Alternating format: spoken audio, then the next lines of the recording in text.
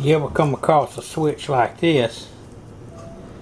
They were real clever with it. They took some duct tape and they had it kind of halfway duct taped to where that duct tape would hold that switch.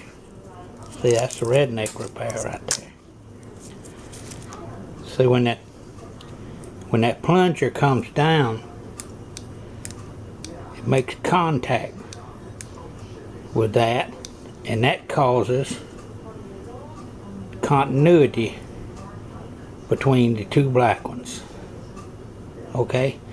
Now, so you can get washing clothes and drain the washing machine out and whatever, for an emergency only, you can take and snip them two, and then you skin them back, stick them together with some tape, and that'll help you go ahead on and get through washing clothes and everything.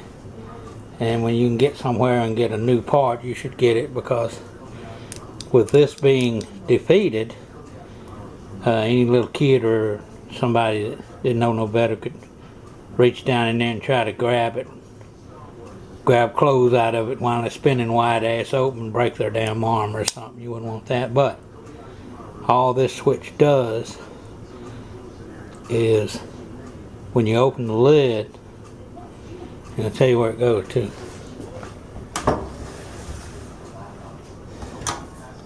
It goes right there. There's two screws that hold it. And what happened on this one, now there is a switch in this wash machine. What happened on this one was the two screws holes, they broke. Somebody must have slammed the lid and they broke them, and then it just kind of fell down like that, and when you closed the lid it wouldn't do anything.